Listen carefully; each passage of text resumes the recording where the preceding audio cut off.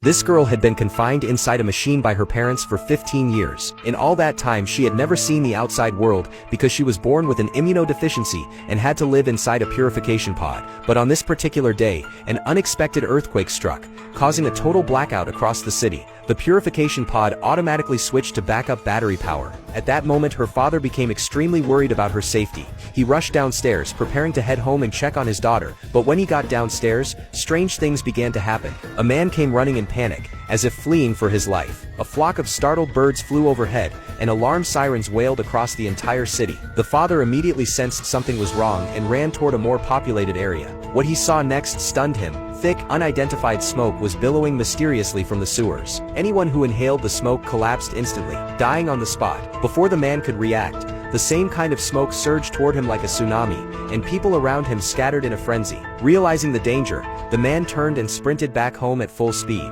Meanwhile, his wife was still unaware of the situation. She stood by the window and watched helplessly as people on the street were consumed by the poisonous smoke. When the man got home, he immediately pulled his wife away from the window, ready to take her and escape. But since their daughter couldn't be exposed to outside air, they had no choice but to leave her behind. Thankfully, the purification pod protected her, and the toxic smoke couldn't get inside. The couple quickly ran to higher floors. The smoke continued to rise through the stairwell as the couple rushed to the rooftop. They knocked on a neighbor's door, and once inside, the wife immediately used the intercom to check on their daughter. After confirming that she was still safe in the pod, the couple finally breathed a sigh of relief. Then they stepped out onto the balcony and looked down. The entire street had disappeared beneath a blanket of smoke. Fortunately, it seemed the toxic fog had stopped rising. Still worried, the man went up to the roof with binoculars to survey the situation. What he saw shocked him. The entire city had been swallowed by the smoke. There were no rescue teams, no military presence, nothing but toxic fog as far as the eye could see. The man returned to the stairwell to investigate further.